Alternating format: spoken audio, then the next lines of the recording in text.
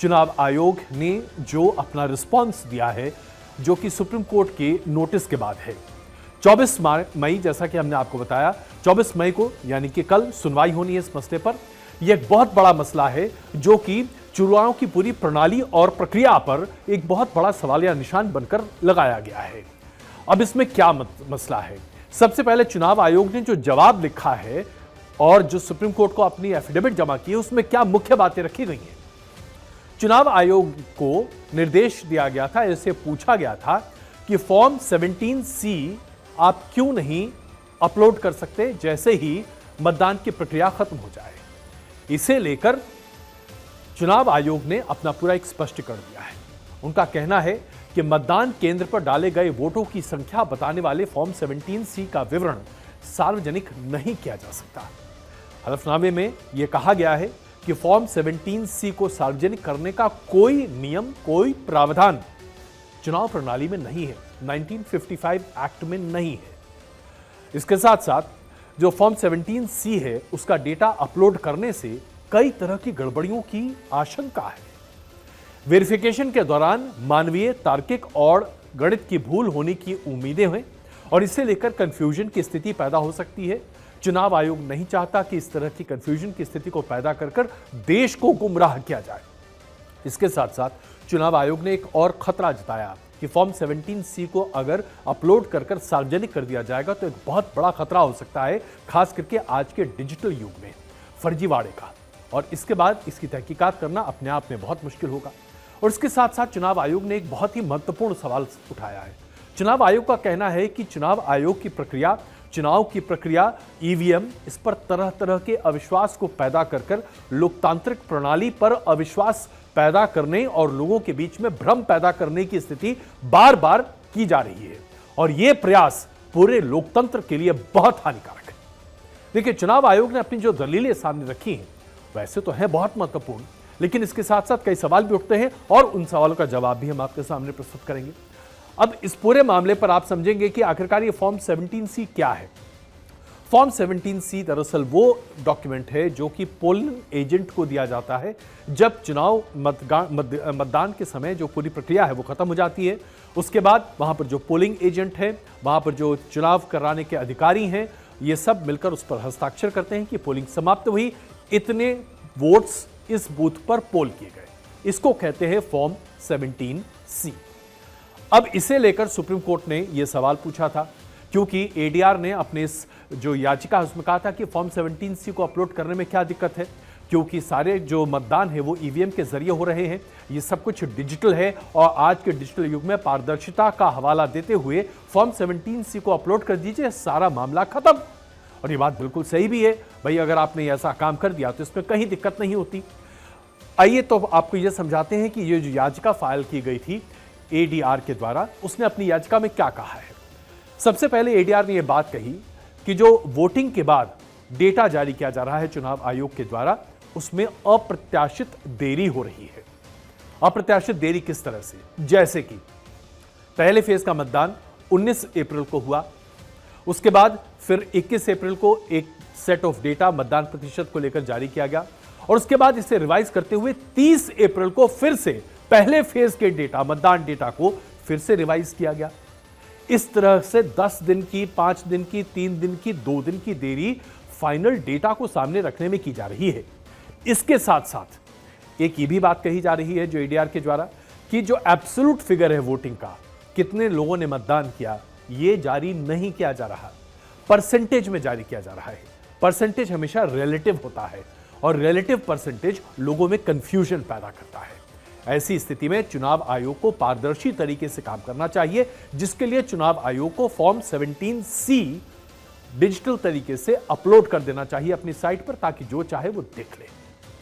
Supreme court ने form 17C को लेकर चुनाव आयोग से सवाल पूछा, तो जाहिर सी बात है अब एक बार फिर आपको एक्सप्लेन कर देते हैं कि फॉर्म 17C क्या होता है। फॉर्म 17C एक्ट 1961 के तहत है। 2 फॉर्म होता है। कुल मतदाता, कुल वोटर्स का डेटा फॉर्म भरा जाता है। पहला फॉर्म 17A है, दूसरा फॉर्म 17C है। 17A में वोटर का इलेक्टोरल रोल नंबर दर्ज किया जाता है और पोलिंग अफसर उस पर साइन कर देते हैं। फॉर्म 17C पर पोलिंग खत्म होने के बाद जितने मतदाता होते हैं उनकी संख्या, उनके डिटेल्स उस पर हस्ताक्षर होते हैं, जो कि पोलिंग एजेंट को भी दिया जाता है। प्रिजाइडिंग ऑफिसर इस पर पूरा लेखा जोखा लगते हैं और इसके बाद इसे रिकॉर्ड बना दिया जाता है। इस रिकॉर्ड पर सब लोग हस्ताक्षर करते हैं और इसे रख दिया जाता है। जब भी किसी उम्मीदवार को अपनी सीट पर किसी तरह की गड़बड़ी की आशंका होती है तो उम्मीदवार फॉर्म 17C को निकलवा कर देख सकता है और उसके आधार पर दोबारा मतगणना कराई जा सकती है। अब एडीआर ने जो सवाल उठाए उसके पीछे क्या वजह थी, यह आपके लिए समझना आवश्यक है, क्योंकि देखिए चुनाव आयोग अपनी प्रणाली से चल रहा है और उसने कहीं कोई गलती अभी तक रखी नहीं। तो अब जरा इस बात को समझिए। यह हम आपके सामने कुछ डेटा रख रहे हैं। 19 अप्रैल को अनुमानित आंकड़ा जो प्रस्तुत किया गया वो, और उसके साथ साथ जो 30 अप्रैल को जो फाइनल डेटा सामने रखा गया, उसमें कुछ राज्यों में बहुत जबरदस्त भेद देखने को मिला। जैसे कि तमिलनाडु की सभी 39 सीटों पर मतदान 19 अप्रैल को हो गया। 19 अप्रैल को जो अनुमानित वोटिंग परसेंटेज जारी किया गया वो था 62.19%।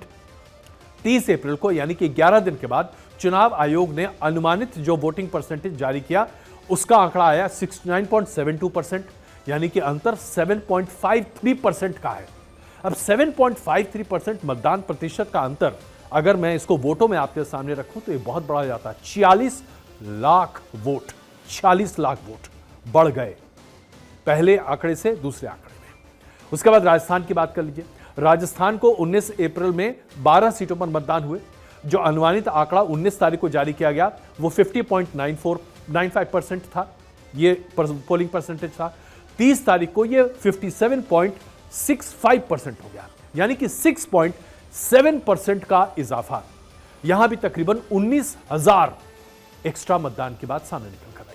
उसके बाद मध्य प्रदेश की बात करते हैं। मध्य प्रदेश में 6 सीटों पर मतदान हुआ 19 अप्रैल को और मध्य प्रदेश में 63.33% वोटिंग डिक्लेयर किया गया। लेकिन जो 30 अप्रैल को डाटा मध्य प्रदेश के लिए सामने निकल कर आया वो 67.75% था, यानी कि 4.42% ज्यादा।